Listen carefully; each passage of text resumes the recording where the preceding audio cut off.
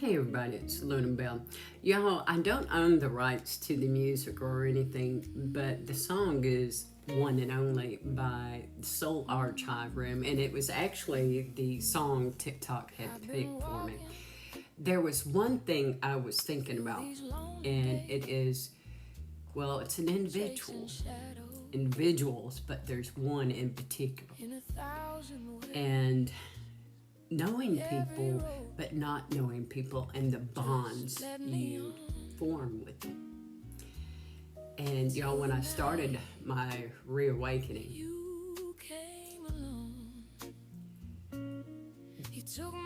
one word, and this individual, he put it right.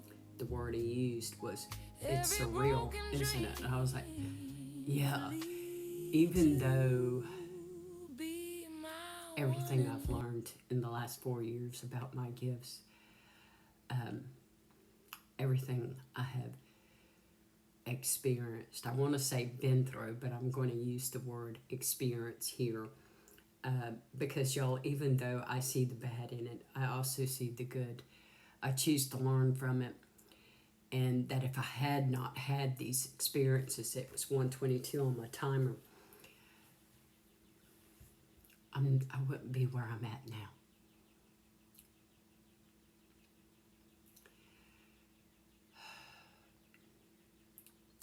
And the word, again, when he said, it's surreal, isn't it? I was like, fuck y'all. But the thing is y'all, we don't communicate directly except by telepathy. And I don't hear always everything. But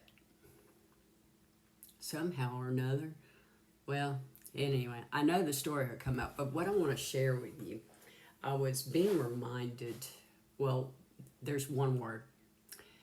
There is one word in particular that I think, well, a romance evolved unbelievably, shockingly, I think kind of surprised a bunch of us. Because you kind of knew, but you weren't sure, and I wasn't sure, y'all. It's like, what the fuck? I was still trying to figure shit out. Anyhow, he asked me to marry him. He proposed, but he did it. He had to do it. He couldn't ask me directly because of his job and what I've been doing for the last 4 years. That 4 year. Anyhow, he had to go through a different reader and pass the message. And as soon as I saw it, I knew. And then the next thing I'm being reminded of, he's reminded me, it was so unbelievable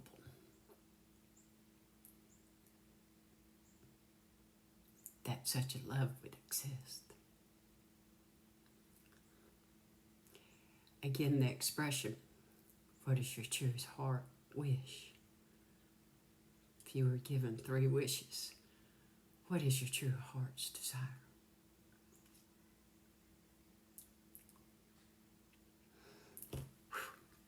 Apparently, ours was to know love.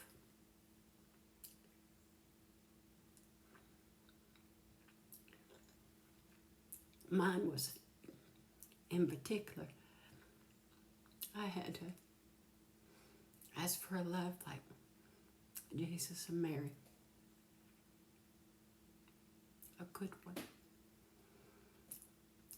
One that's not meant to hurt. Anyhow, he said, what is it going to take for you to believe me? And I said, when you come home to me. Y'all keep in mind, this is all telepathic. And that I've only been reawoke to my gift only 4 years. And in that time, having the trauma of my youth resurface, the targeting, the triggering,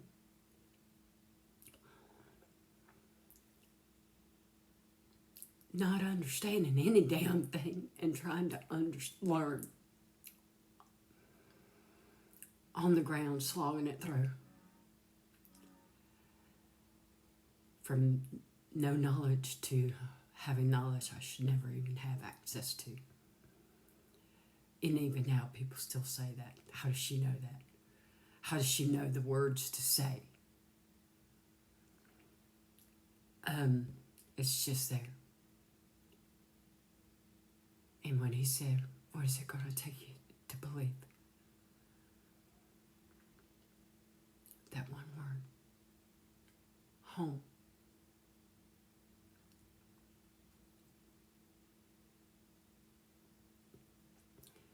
See, we're both psychic empaths. Gifted in so many different ways. Everybody is. All of us are. I had started a painting. I thought he was one of my guides. I thought I was painting one of my guides. I wasn't. See, even though he's been there, feels like forever and a day. Well, it's like, you don't argue with, well, I argue with my guides, but you don't start sounding like an old married couple and shit. And when you evolve into the, well, I call it conversation, call it whatever you want to fucking call it. But when you get into, he says I was moody, temperamental. And that's where it is. It started first with the discussion of the difference between being foul-tempered or ill-tempered, which by the time we finished that bullshit argument or whatever, because he said I was in a pissy mood, well, I have to be honest. I told him I felt like it was the worst period of my life, or worst PMS, and I hadn't had a period in over 22 years. Well, it's been longer than that. Anyhow, you get the point. A man placating a woman he loved. That ill-tempered and foul-tempered explanation went on, because in the argument we're going to explain shit to each other. Yeah. Anyhow, he said he thought he'd won the argument with logic. Logic don't fucking help. He's learned that. Anyhow, I told him we were right back to the original argument of what come first, the chicken or the egg. And he knew right then he wasn't going to win. He said, yeah, I did. He got the prize. Because that's how I feel about him. Actually, I told him, I said, you're the greatest gift. I had started painting that. And it originally started out, hold on. Well, this is just for show. I want to show you. I started basing it off of this. And you could probably see the symbology to it. But it evolves. One moment. Well, actually, it kind of involves, well, a lot of him. The good, the light, the shadow, everything, the magic, hold on. There's a lot of symbology and a lot of meaning in it to me and probably to him as well. But you can see, well, as soon as you turn the picture, and you can turn it to its side, you hold, I got a thing for perspectives, even in my paintings. But in there are mirrors, there's actually pennies, there's herbs, there's protection, there's all sorts of things. But it's his portrait of the things I see inside. That predominant color of blue, the reds.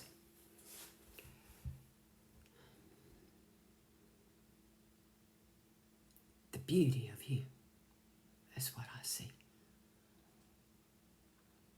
The light, the shadow, all of it. Those mirrors.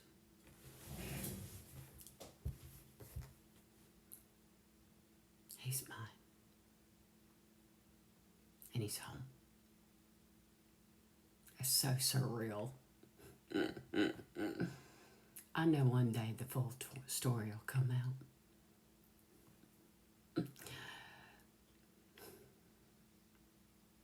I love my fucking guides.